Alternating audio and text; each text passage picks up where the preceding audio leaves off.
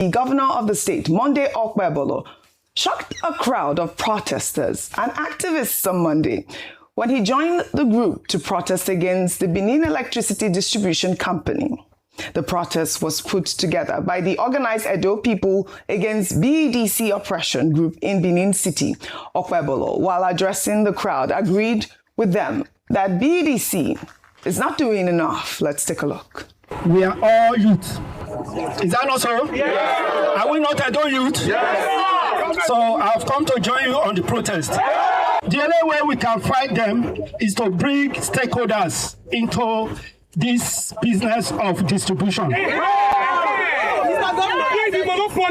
I want to let you know we will break the monopoly. That monopoly does not belong to one man. So how do we do it? We have to operate like the way telecom operates. Bringing different stakeholders, bringing different companies so that we can have light. Our camera guy in the studio is from Edo State, your governor. Well, the governor said he would have a meeting today with stakeholders on the issue. However, ex-users have questioned why the governor of the state is joining the protest as opposed to assuring people that as their leader, he will provide or improve security and electricity supply in the state. I will take Adeni's tweet. He wrote, "Nigeria is exhausting. How does a sitting governor join residents to protest electricity for something he has the power to fix? You're in government. Solve it. Leadership is not protest." In the meantime, a clip from President Bola Ahmed Tinubu's 2023 campaign has resurfaced online as it shows the president, then a presidential candidate, making a promise to voters that if he is unable to deliver stable and affordable electricity in his first term, voters shouldn't give him a second chance. Let's take a look. Whichever way, by all means necessary, you must have electricity, and you will not pay for estimated bill anymore.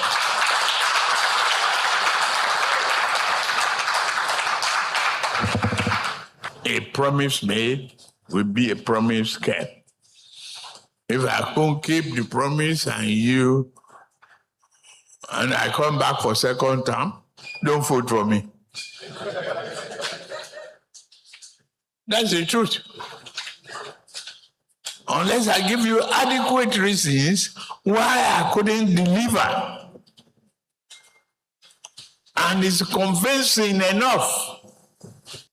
A promise made is a promise kept. Well, former presidential candidate Peter Obi also recently discussed this trending video on his X page, in which he pointed out that the national grid collapsed at least twice in January and collapsed about 12 times in 2025, highlighting how a candidate's promise during a campaign can easily resurface when they are not kept. Rufai, President Bola Ahmed Tinubu, in that resurfaced clip, urged Nigerians not to vote for him if we do not have constant electricity supply. And now we see the governor of Edo State, Monday Okpebolo, out on the streets protesting inadequate electricity supply in his state. Okay, couple of things. President Tinubu said we should not vote for him if he can't provide power. Like he said, he's not been able to provide power. In fact, should I tell you what he's done? He's taken the presidential villa, he's taking it to solar. Is going off the grid. So it shows that President Tinubu, in terms of power provision, has been a failure. A big-time failure. Let me even excite you even more.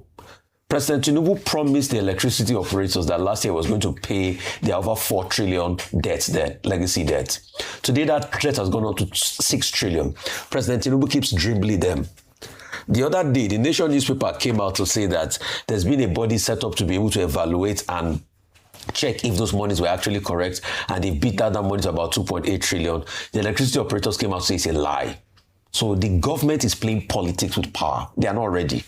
And President Tinubu has failed as regards this. So if you say don't vote for him as regards power, except he gives you a reason, I'm going to tell you authoritatively, he has no reason. He has just failed. He's not been able to solve his problem. He's been a massive failure as regards power. Then he's running to solar. The fact that he's running to solar is a big indictment on him. Secondly, as regards power situation in the country, we have installed capacity of over 13,000. The national grid cannot hold more than 6,000 because it's moribund. He's not been able to fix the national grid. He's made endless promises about Siemens coming in. They keep talking about deals here and there. We don't see any action on the grid. Most importantly, Akpakomisa that is going ahead to protest, the joke is on him. His predecessor built something called Osiomo power plant, 95 megawatts. Has he built any power plants? The Chinese partners of the Osiomo power plant pulled out of the JV as of 1st of September 2025 because they couldn't meet the agreements. So we should ask him what happened to Osiomo power plant. You see, these politicians are very hypocritical people. That's why with the crop of politicians we have, Nigeria can never move forward.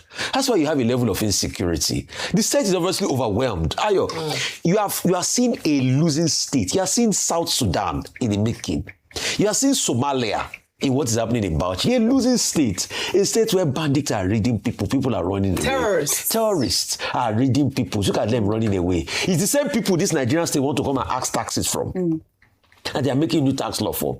The government cannot even do anything for these people. Will these people tell you that they have any impact of the government in their lives?